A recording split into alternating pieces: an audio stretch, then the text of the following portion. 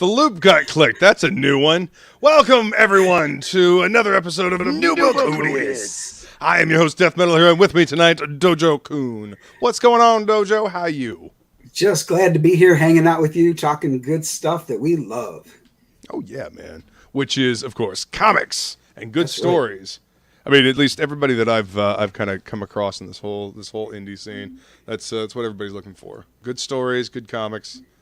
You know, good stories as the broad thing, but specifically comics. We all love comic books. You know, comic books are our thing. You know, I've been reading comics since I was a kid, man. You know, my dad got me into comics. I was 3 years old, and my dad got me into comics. Couldn't even actually read the damn things. Oh, yeah. Right? Yeah, 3 years old. Couldn't even actually read the things, but you know, I could tell what was happening because of the pictures, right? Yeah. So you know. And my mom was teaching me how to read with flashcards. So I was very, very motivated to learn how to read because, you know, I wanted to know what Spider-Man and the Fantastic Four were saying. Exactly. Yeah. You know, so, and I distinctly remember being able to read, like learning to read and like going back to my comics, and just, it was like this fog lifted away and I was finally able to understand everything, and the stories changed drastically from what I thought was going on. So, right. Yeah, that's amazing. Clarity. You know, for me, my dad also got me into comics. We were headed to Florida from Michigan, and awesome. We would always drive because Mom wouldn't fly. So we would stop at 7-Eleven to get snacks and all that. And he saw me mesmerized at the spinner rack. Nice. So I'm looking at the comics, and he said, you know what? Why don't you get a couple for the car ride? So I got Amazing Spider-Man number 196 and nice. Uncanny X-Men number 126. Those are my first two comics. And I still have those two comics, not just like upgrade versions. I have those two comics still, and I was 7, so that's 47 years ago, dude. That's amazing. And no, seriously, that's amazing that you've been able to hold on to them that long. Because you know they were made out of newsprint back then. You know, they have a tendency to disintegrate and disappear, and you know they're not in great shape. I can tell you that much. Oh, I imagine not. You know, it's I mean, but age. You know, but to have those original comics, I have a book like that. It's X-Men #1, the gatefold cover. You know, Jim Lee, Chris Claremont.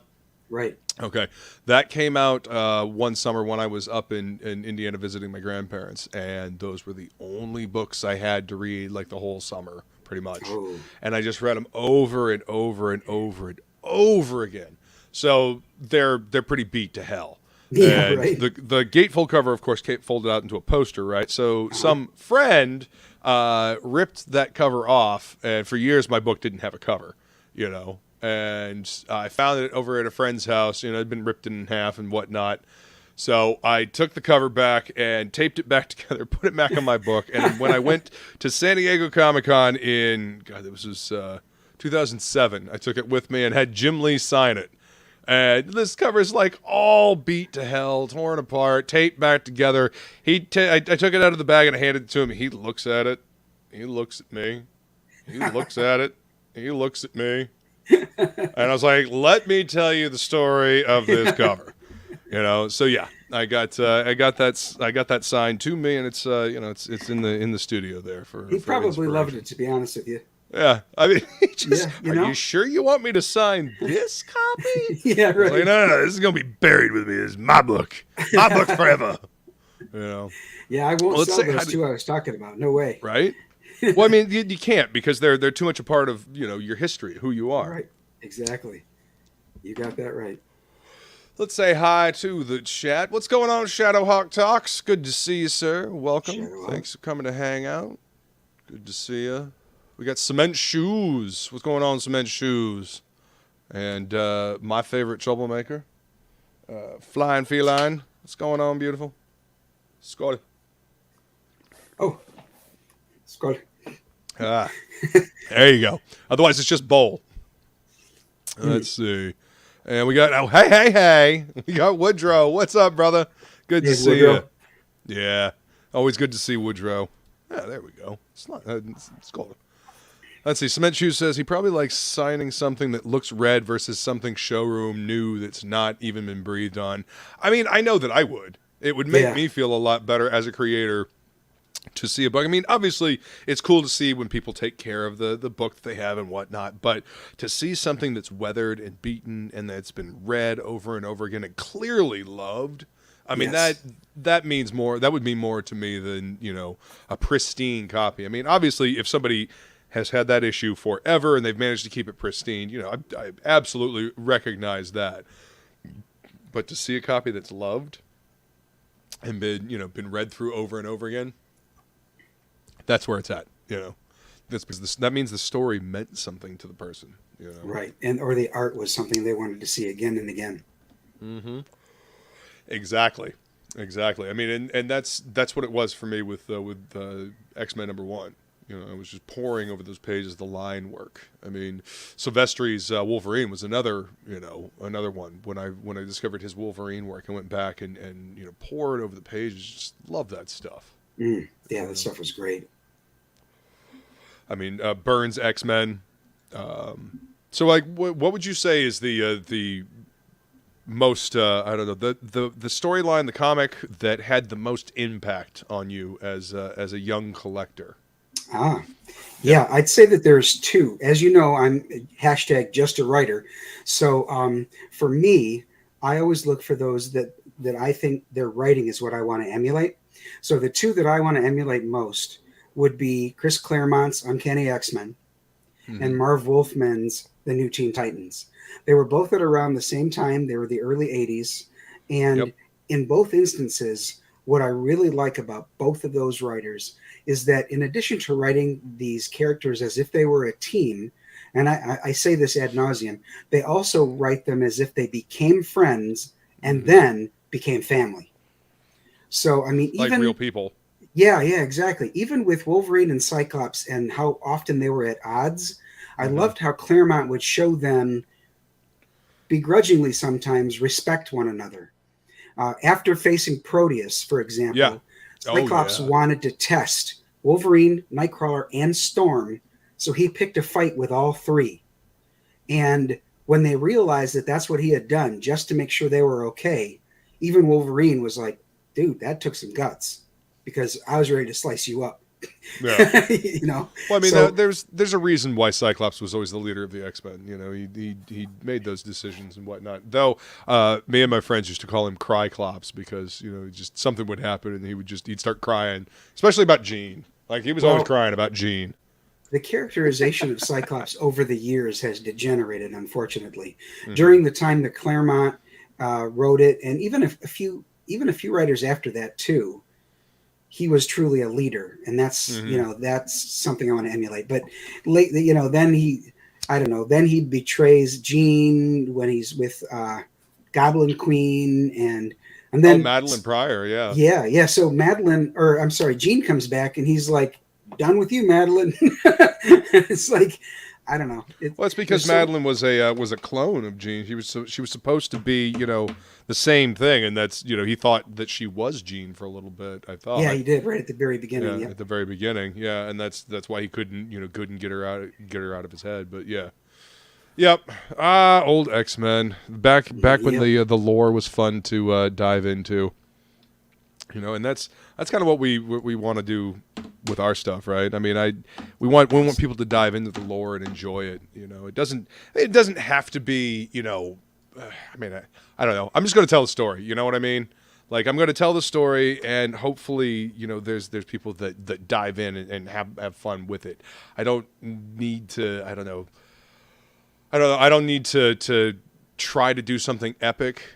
I don't know, because I feel like if I try to do super epic and I'm gonna be this, I'm gonna be Alan Moore or some silly shit like that, then I'm gonna be too focused on doing that instead of trying to just create.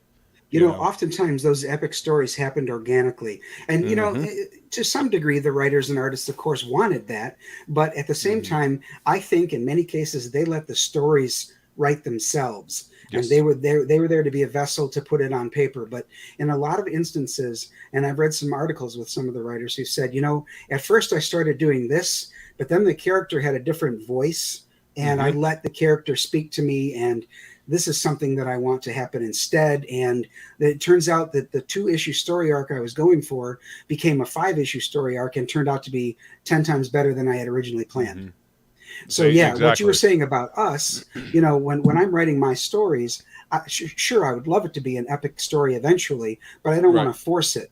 I want to just write the story, make it comfortable, make it relatable, and just a fun read. Make it entertaining, exactly. Yes, the funness, if that's a word, has been gone for so long from comics. I just want them to be fun again. So my superhero comic books, it's a connected superhero universe. They're going to be, you know, trading quips with one another and, you know, cute little insults that friends always, hey, fuck you, buddy, you know, and stuff like that, that you say to your friends, you know? Yeah, you know, the smack talk between friends that you have. Okay. Right. Very cool. So is that, so it is, that was going to be one of one of my first questions. Is this a whole interconnected universe that you're building here? And we got a Hex Allen in the chat. What's going on, Hex? Good to see you, man. Hey. Welcome. So even Projectile Reptile gonna be part of this whole universe, huh? Yes, as a matter of fact, he starts out in the Old West, which the trailer will tell us in a little bit, I'm sure. But even though it starts out in the Old West, there are some events that occur that brings him in his new state to current day Los Angeles. And my first crowdfunder, Siamese, they will make an appearance toward the end of Projectile Reptile. So there's going to be a connectedness between them. Awesome. Hell yeah. Well, actually, let's go ahead and I see you've got the page up here. Go ahead. Why don't you go ahead and play that? Why don't you go ahead and play that trailer for us? Will do. And we'll get into talking about this. Infamous gunslinger Desmond Gibbons, better known across the Wild West as the Cactus Kid, comes to the sleepy town of Clarkson. Trouble finds him in the unlikeliest of sources, the sheriff. After their conflict, the Cactus Kid finds himself inexplicably wearing the badge of a lawman. Later, while on the trail of a serial killer, he and his deputy run afoul of a powerful druid, and the events that lead to the Cactus Kid's transformation into the hulking, four-armed projectile reptile are even more than the druid bargained for. From the Wild West to current-day Los Angeles, where he meets superheroes Black Eagle and Red Hawk, and forms an uneasy alliance with the stunning but deadly Kitty Hawk. Join the projectile reptile on a journey of gunslinging druidic magic, superheroes, and artifacts. Projectile Reptile from Dojo Kun Comics, only on Indiegogo. Are you ready for the truly Wild West? Nice. All right. Yeah, buddy. So this book kind of has a little bit of it all. Everything, kind of a little bit of everything that's kind of gone into comics history, because you got Westerns, you've got, you know, magic, and you've got superheroes. You know, it's like three major aspects of like comic books, you know, coming up, you know, like throughout history. Yeah, one of the reasons I did that is there's a number of those aspects that are coming up. Gingerton. And I saw that some person is in the chat too. How you doing, some person? We got a some person as well. What's going on with some person? Welcome. So these aspects that you just mentioned, the Western, the superheroes, the magic, all of these things are going to be part of the connected superhero universe. So I thought this is a great opportunity to roll them all into this fun character. And if you listen to the trailer and that's all, and you don't talk to me about it, it almost sounds like they're non sequiturs, but they do come together, and you'll see that in the book. Well, I mean, it's you know, that's the thing about trailers. By the way, who did your trailer for you? Well, the voiceover is actually the guy that you can get on Fiverr, who does do the commercials where he says, "In a world." In a world, yep, that's the need guy. to sign up for Projectile Reptile. That's right. The music is from one of those royalty-free sites, and then the put it all together was by somebody from also from Fiverr, whose name is Nashi. Awesome. So it's pieced all together, and she did a great job in putting the video and the movement and all that. So hell yeah, very happy with that. Definitely did a good job with the art assets. Excellent. Where was I gonna? There was a question I was gonna ask right before I asked who did the trailer. Oh no, making a trailer is kind of a bit of art, because you don't want to give away, everything about the story, but Right. you got to give enough to get people's attention, to whet the appetite, to give them an idea of what the story is, get them hooked, Absolutely. And, and that, along those, oh, sorry, go ahead.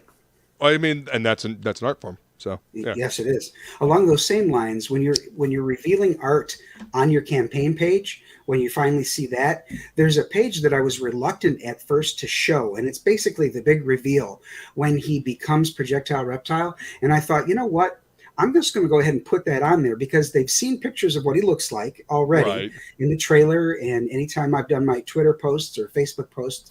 So I thought the big reveal is not going to be too spoilery. How it happened isn't revealed, and what happens Right. next isn't revealed. But the picture of him, I think, like you just said, as far as the trailer goes a long way to getting people interested. They'll see, okay, not only does this guy appear like that on the trailer, but the interior artist captures him with the same skill level, and I want to see the rest of the art on that. So that's kind of what I was going for. So when we do launch this book, that page, the big reveal, will be part of the campaign, so that it'll hopefully, as you mentioned, whet people's appetite for it.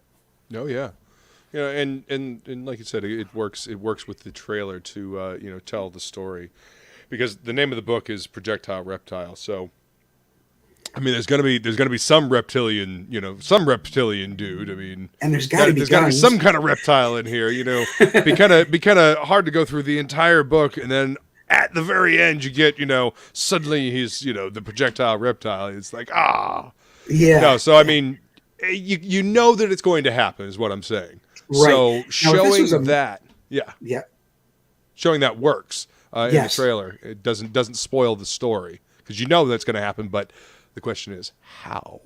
How and how Yeah. long till it happens? Exactly. Yeah. See, if this was a monthly book, waiting till the very end of issue number 1 would probably be okay. Right. Because then, I got to get number 2. This one here, though, who knows when I'll touch on this character again. So, I can't just wait for a cliffhanger. There's got to be a good story arc to get you interested in the character, to identify with the character, to be invested in him. And, there's a minor cliffhanger, but nothing that will leave you such that you don't feel like you've had a whole book in your hand. Mm-hmm. So how many pages are we looking at for this book initially? This will be 48 pages, full color. Nice. And there's the second stretch goal on this book will be to add another chapter of a different character named Dr. Primordial. So if we get to that stretch goal, there's an 8-page chapter that will be added, because one of the things I've always liked on campaigns is when they have additional content. I mean, the tchotchkes are good, don't get me wrong. I'm sort of a fence sitter when it comes to bookmarks or stickers or magnets, but when it comes to added content, you can be rest assured that I will back, like if you got an add-on that's an ash can, or if there's a way to get another chapter added, I'm going for that first.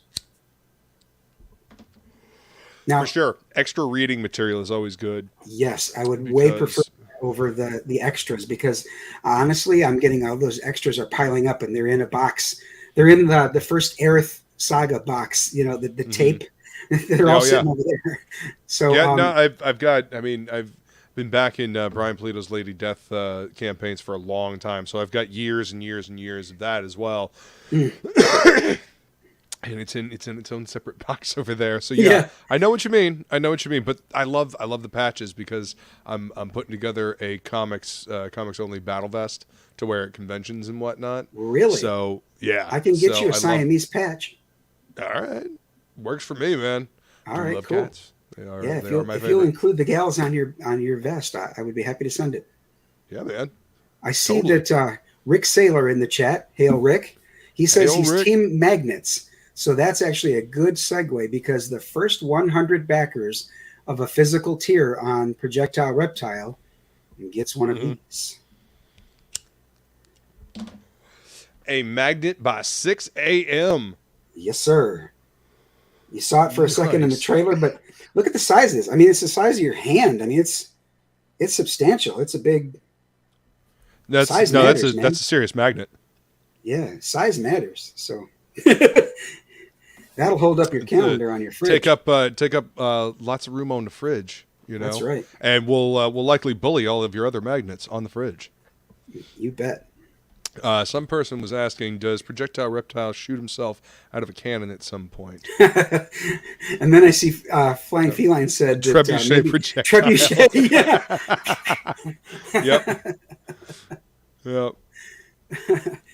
My fridge will like that magnet, Dojo, says Rick Awesome. Saylor. He's prepared to be one of the first 100. Mm-hmm.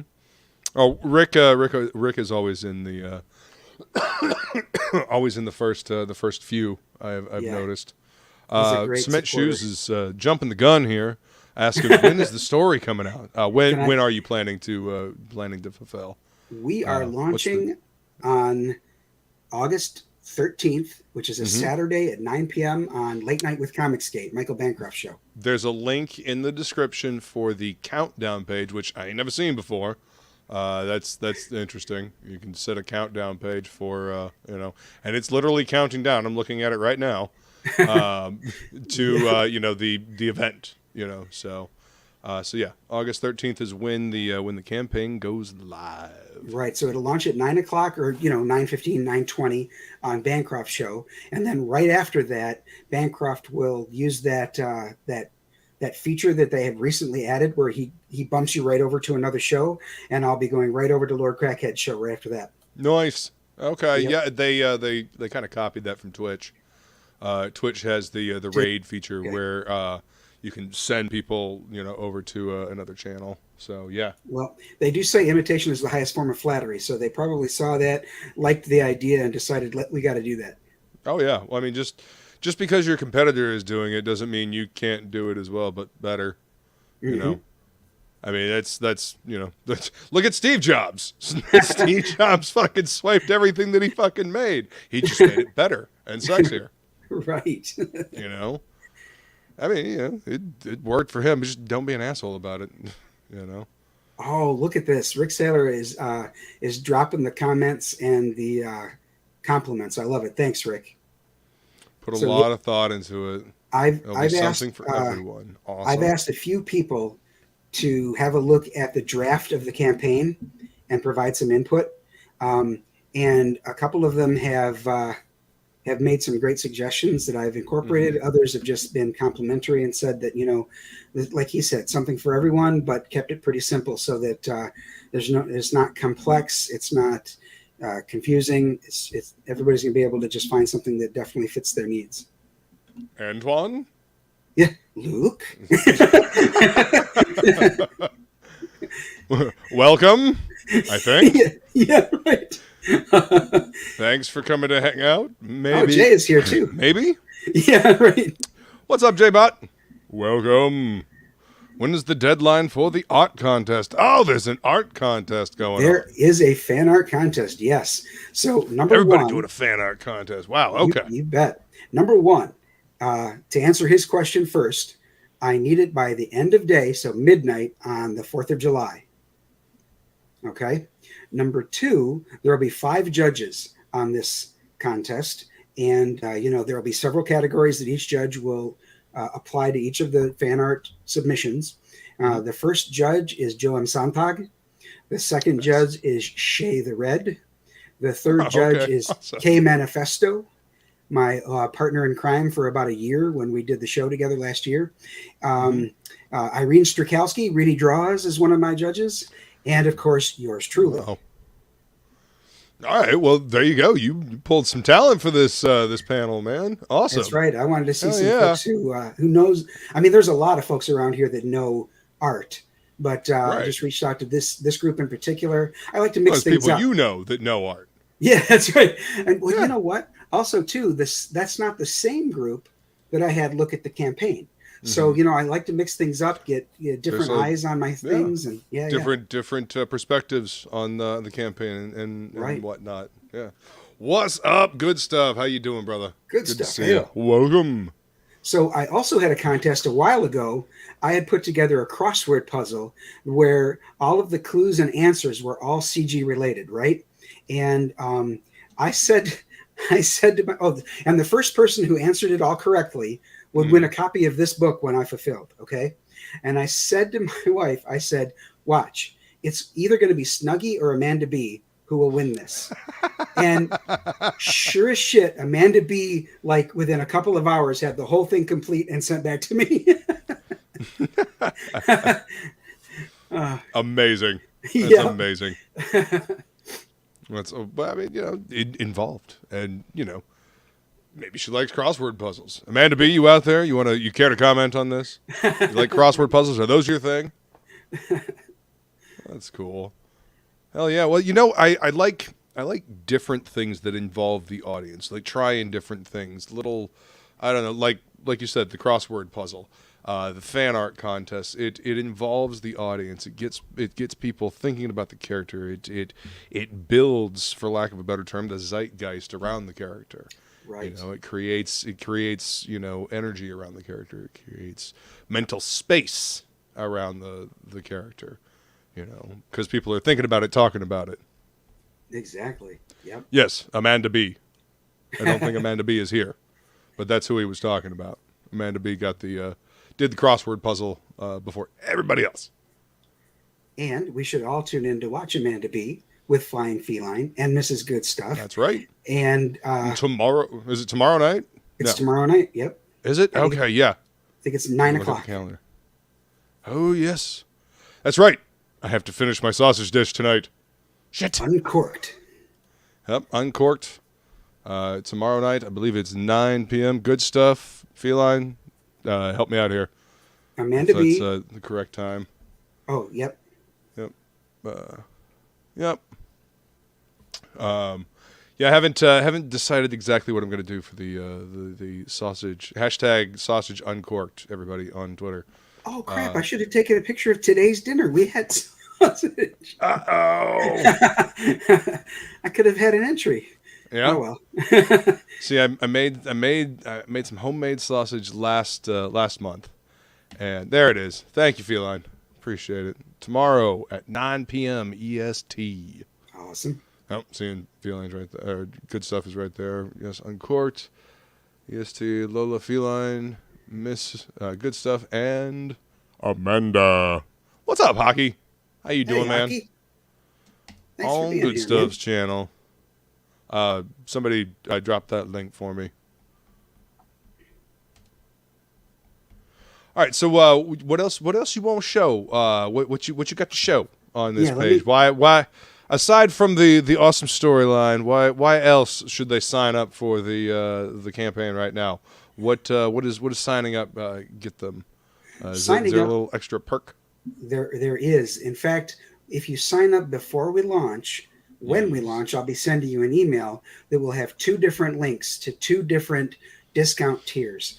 So one of the discount tiers will be the tier to just get the book, because I know that's, you know, what a lot of people want. They just want to get the reading material, etc. But the other discount tier will be for the Kitty Hawk tier. The Kitty Hawk tier will be give me it all. Right. So that okay. So what is it all? Yeah. In addition to the main cover, which is what you had in the background, where it's the split cover with the Cactus Kid on one side, Projectile Reptile on the other. That cover's by Caius, the interior artist. There will be a second variant cover that shows, I mean, how can I put this? I wonder if I... see if I can pull it up. Well, I think it was in the post that I've been putting up. So it basically has Projectile Reptile with the other characters like Black Eagle and Red Hawk. Here's the reveal page, as a matter of fact. I even put it here on the sign-up page. Mm-hmm. In addition to that, there will be, of course, there will be some chibi stickers. There will be an ash can that's an all-foil ash can featuring my new character, Bog. There will be a mint tin game. And what that means is it's going to be a game that can be contained in a mint tin. There's going to be cards and dice, and there's a game mechanic to it as well. So that'll be included in it. I'm trying to do something a little different, you know, something that I haven't seen before on a comic campaign. Hell yeah. Yeah, trying something different, and it goes with the old West theme. You know, it's on brand. That's the thing. Right. You got to find interesting stuff that is on brand. Hockey says that he is sick. Make me better, folks. Feline says lemon water and vitamin D. Hockey, listen to Feline, Hockey. She knows what she's talking about. She does. What's up, Miss Good Stuff? Welcome. Good Stuff is here too. Hey. Turkey tail mushrooms. What is that? Turkey tail mushrooms. They're these big fan mushrooms that grow on the side of trees and stumps and stuff like that. Very good for you. Good for you? Oh, okay. Yeah. Yep. Flying Feline knows of which she speaks. Awesome. Quite brilliant when it comes to that stuff. So that's the whole kit and caboodle, as it were. That's everything. So that's going to be a secret perk, a secret tier that only. Well, it's going to be you'll be able to get a discount to that tier. Okay. So that tier is available to everyone. But Gotcha. if you sign up now, you'll have the opportunity to get that at a discount rate. Which is always helpful. Yeah, that's right. So the two characters you see there, Black Eagle and Red Hawk, they appeared in the ash can that came with Siamese, my first campaign.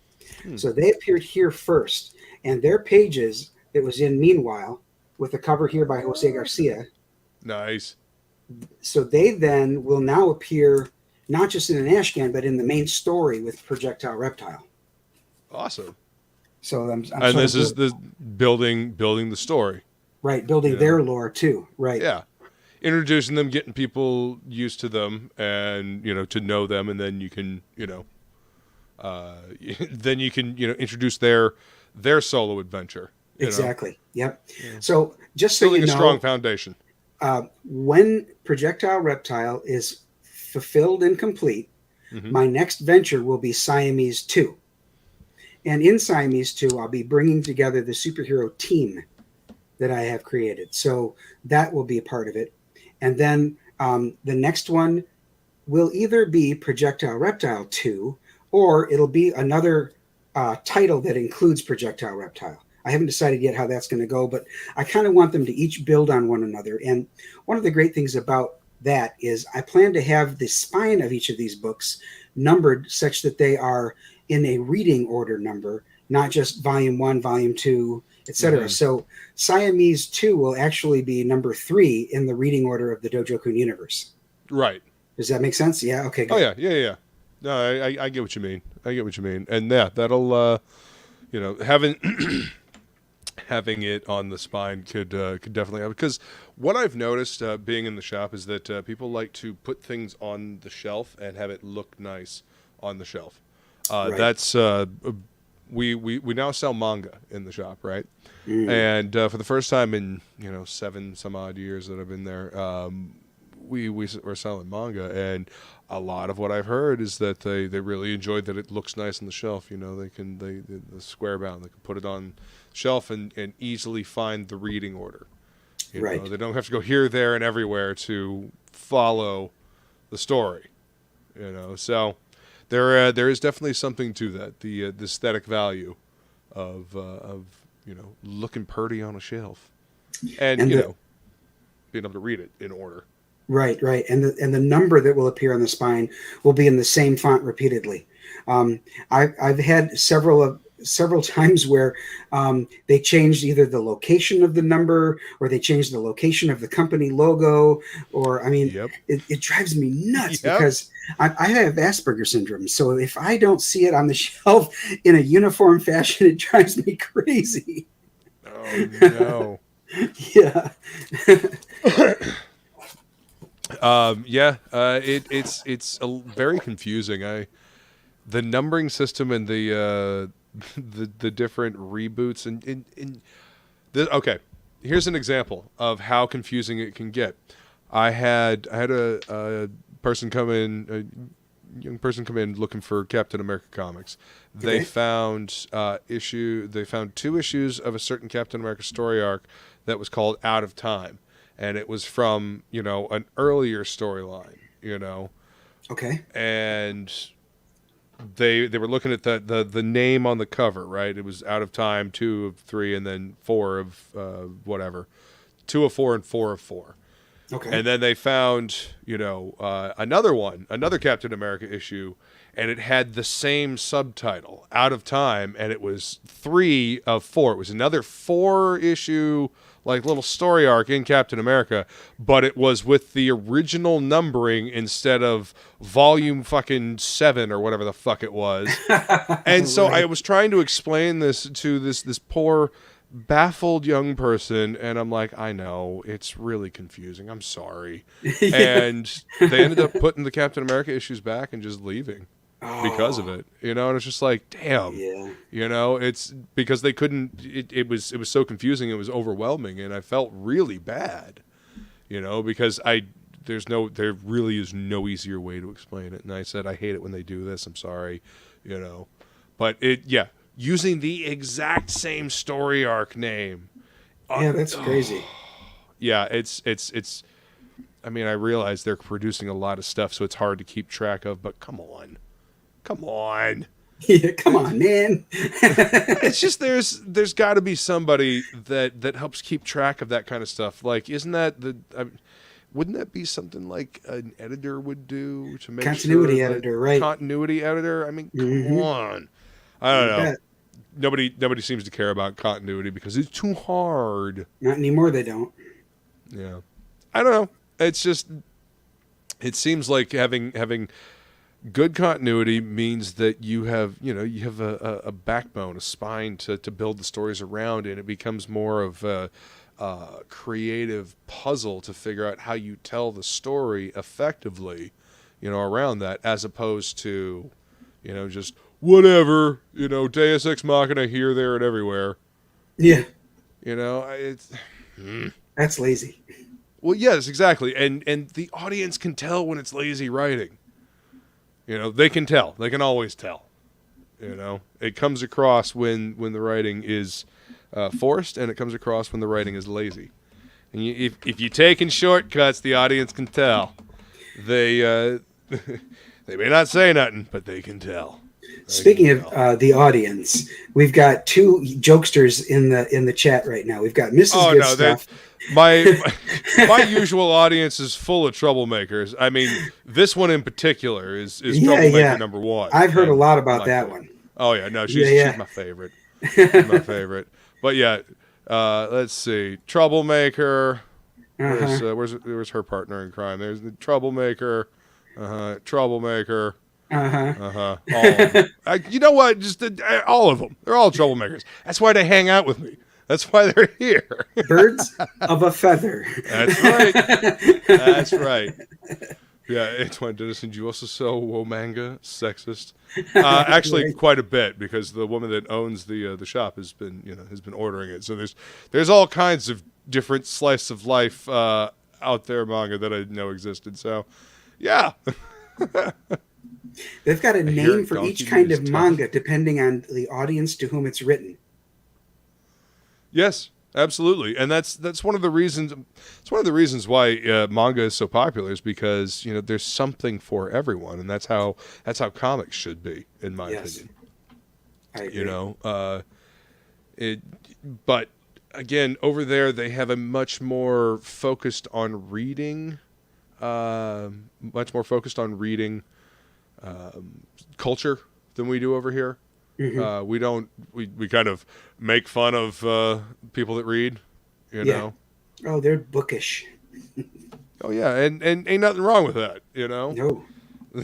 It's why manga outside, like one manga, one single solitary drop of a manga, one issue, outsold the entire North American comic book industry. Yeah. Fuck's sake. And why? Because people are entertained. Good fucking story. Yep. Why is it taking over here? Because kids are entertained. They're going to the good fucking story. Hail Frog G. Thanks for the linking. Hail Frog G. Good to see you, brother. Thank you very much for dropping the links. Hey, So yeah, you all want to sign up for this. You'll get the discount tiers emailed to you. If you're among the first 100, you get the 6 a.m. magnet. So yeah, a lot of good stuff, no pun intended, coming with this campaign. Hell yeah. See, we're in good company. Cement Shoe says, I'm a book freak. I can read a 400-page book in a day. No problem. I don't actually get to sit down and read books much anymore. It's mostly audio books. Okay. I just finished another Peter Klein novel, The Threshold Universe. I don't know if you've heard of it. Mm-mm. It's basically Cthulhu and the extra-dimensional gods trying to bust into this universe and different so far there's 4 books about different events, and pretty good. I have heard the name Peter Klein. I just didn't know why I'd heard it. But yeah, now that you say that it's Cthulhu, it does ring a bell. I mean, it's elder beings, alpha predator, elder being things. Yeah, okay. They don't out and out say Cthulhu, but I mean, tentacles and big wings, and they blot out the sky. I mean, come on. Yeah, I know. We get it. We get it. But yeah, it's solid books, entertaining, very much enjoyed. Excellent. Stephen King's The Dome took about 4 or 5 days, 2,000 pages. Yeah, well, wow, our boy King gets a little wordy, don't he? Rob Jordan's another one that has like 800 to 1,200 pages in a book with The Wheel of Time. Uh-huh. Oh, man, I've heard that they're pretty good books, but they're thick and they are dense. Yeah. Like the books themselves are thick, and then just like the information is just dense in those books. Dojo, you look like you went somewhere for a minute, man. I said that, you're just like, looked like you had PTSD for a second. So yes, I'm going to say that there's a lot of information going on in those books. Holy shit. You are absolutely right. Yeah, The Wheel of Time was an undertaking to read that series, but it was well worth it. It really was. Okay. Yep. Now the audiobooks, game, Antoine. Yes, audiobooks. Right. The card game that came out that was sort of their attempt to do a Magic the Gathering, but in the Wheel of Time universe. It sort of had legs at the beginning, and I think not enough people gave it enough of a chance, because I thought it was pretty good. I played it for about a year or so, but then just people fell off from that and just went back to Magic the Gathering. So right. Yeah, I think they just stuck with the one that was the biggest and the first, Oh yeah. Well, I mean, Magic does, different offshoots every now and then. They do little crossovers. It seems like they like to do the crossovers now. Mm-hmm. It's been a big thing lately. Yep. Didn't they just do a new crossover with something? They did a Godzilla somewhat recently, but right now what they're doing is a 1930s, roaring 20s kind of thing, where everything's like gangster related. There's getaway cars and stuff like that in Magic the Gathering. That's interesting. Yep. Frog G says The Wheel of Time is good. Well, the books are. Since I have read them, I can't watch the show. Oh, yeah. I didn't even know there was a show. Yeah, Amazon. Just throwing money. Okay. Well, it seems to me that they're taking money and just turning it into poo and throwing it at the wall and seeing what shit sticks. I see. So, okay. Just, let's burn it, turn it into shit, and throw it at the wall and see if it sticks. Nope. Okay, next. Yeah. Yeah, I don't know. It's I don't know.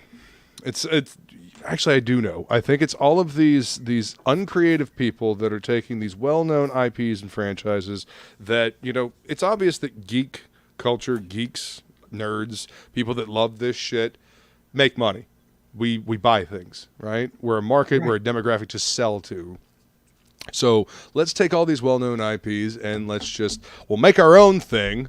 And, because it has that name on it, it's got, oh, look, it's got Star Wars on it. Oh, look, it's got Marvel on it. Oh, look, it's got Lord of the Rings, Wheel of Time, insert whatever media thing you want. Because it's got that branding on it, they'll buy it. And I don't appreciate that. Like, just because I'm a fan of something doesn't mean I'm going to just, lap up every, idiot thing that they put out. I think, to be honest with you, Luke, for a while that was working.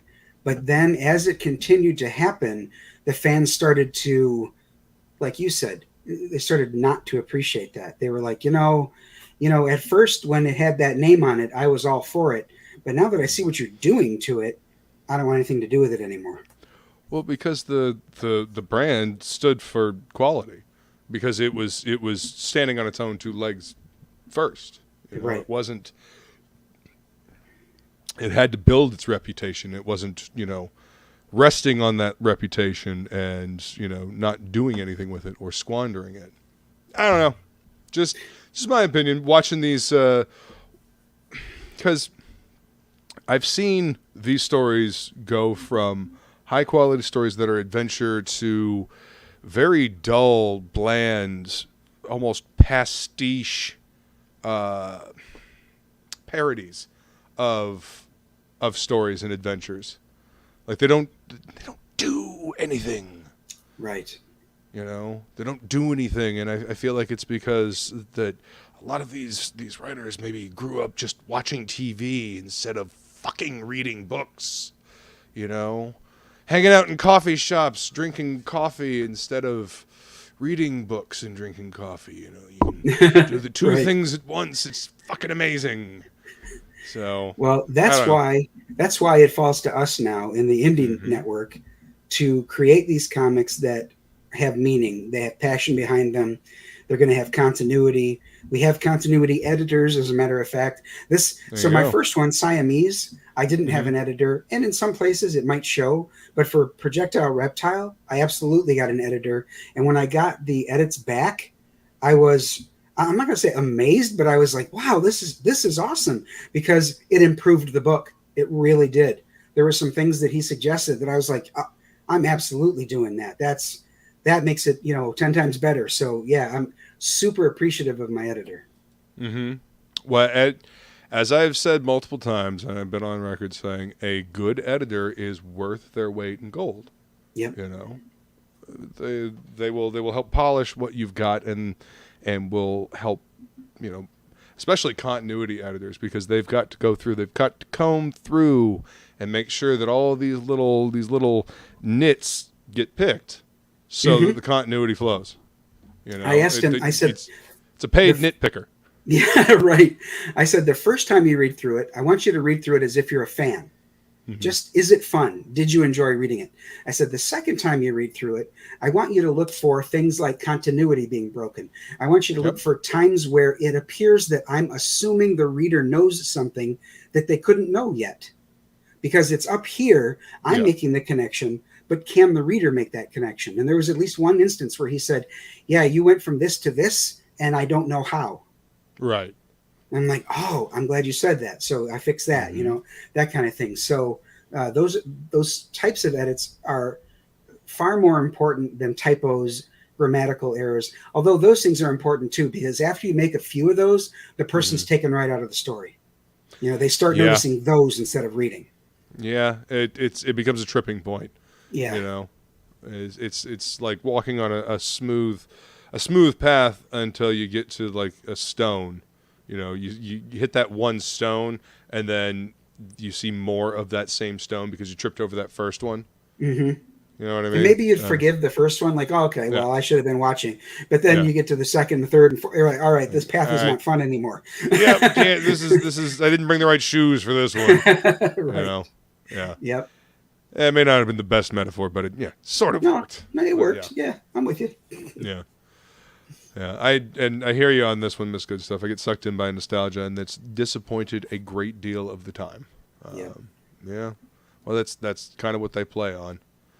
And Feline says, or being out in the middle of the woods using their imagination. Yeah, nope.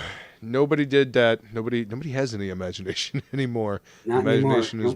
is being sucked out of the world. Except over here, and if you look at the history of comics, at least the last 40 years, I guess, because the '80s, the indie scene of the '80s, like that broke away from Marvel because they were tired of what was going on in Marvel. They were doing their own things. Image. They're like, you know what? I mean, granted, it was more, we're going to go make our own characters so we can own them, and fuck you, because we're going to keep our profits. Right.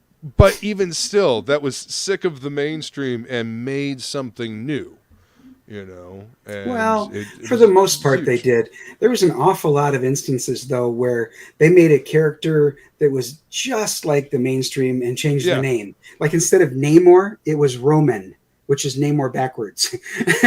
Oh Lord, I never caught that one. But I mean, Rip Claw and Warblade. Right. I mean, yes, we realize those are your Wolverine analogs. Yeah, we get it. So new, but I mean, they started new universes. Aside from their archetypes that they lifted, the analogs that they created.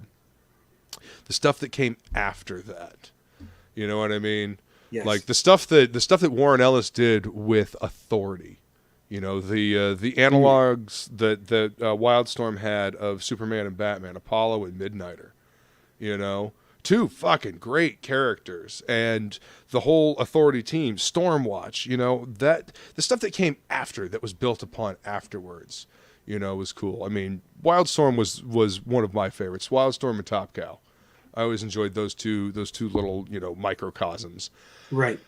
And then Jim Lee sold Wildstorm to DC, and I lost a lot of respect for him. But, yes.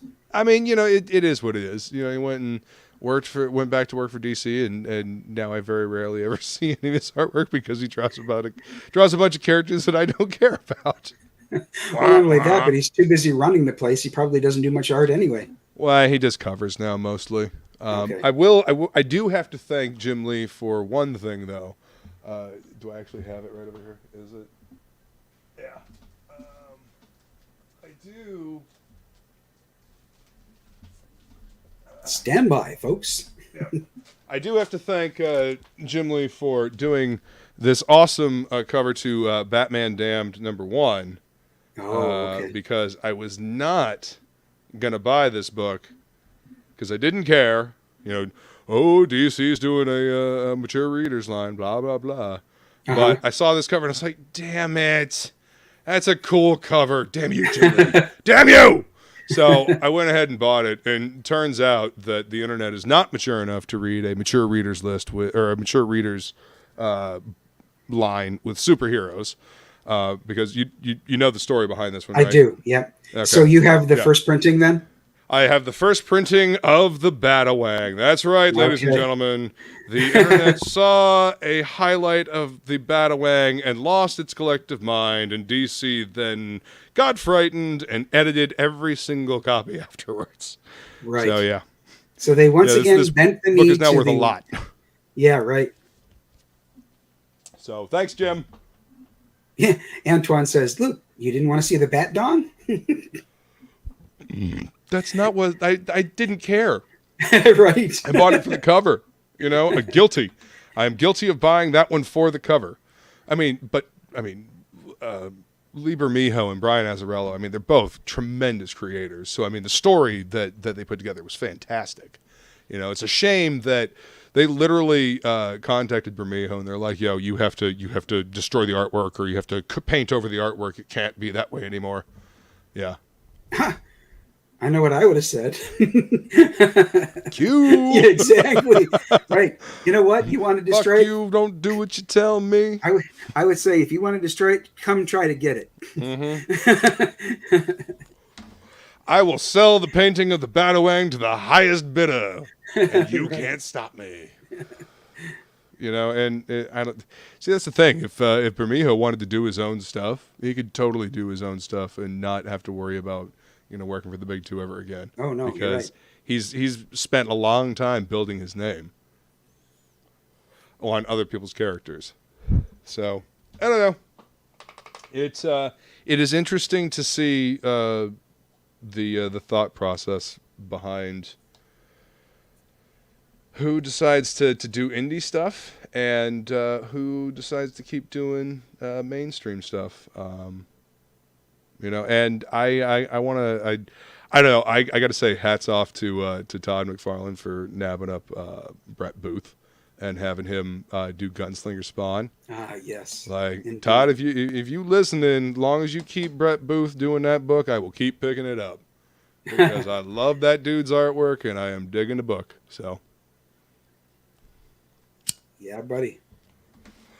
All right, so we've been going for about an hour here. Is there anything else you want to say about Projectile Reptile, the Dojo Kun universe, what you got coming up, or just comics in general?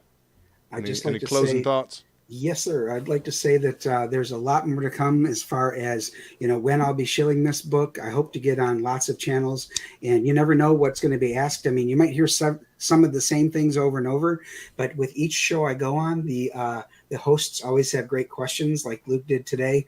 So, you know, try to catch me on whatever streams I show up. You might learn something new each time. Subscribe to my channel. It's youtube.com/C/Dojo Kun Comics. You can find me on Twitter. Oh, yeah, you can find all in the description. That's right. Not only did he put my Twitter and my website, my YouTube channel, but even the countdown is down there, he said. So that's correct. You could pull up the countdown and see how many days until we launch. Yep. Be sure to sign up so you get the secret link to the discount and the secret perk. That's right. Unless you guys in the chat have any other questions. Let's see. Too hot. More people should go to a cabin in the snowy mountains and do each other. I agree. Nothing wrong with that. Or the desert. I mean, just snowy sure cabin in the mountains adults. is better for me. You know. Bottom line, do each other. Yeah. Agreed. I'm right there with you. See, this is why she's my favorite troublemaker. More somewhere. Uh-huh. Are we still in a safe space? Platypus. I don't think so. This good stuff says looks great, Dojo. Oh, thank you. Appreciate that. And Muskrat. Want more Dojo? Frogling has got the Frog G has got the link slinging. Right. Don't you Muskrat me. Oh, hell, you crazy fools in the chat. I love you, maniacs. Thank you all for coming to hang out. Dojo, chat. Thanks for coming to hang out, man. I appreciate you. I appreciate everybody being here, and we will see you guys later.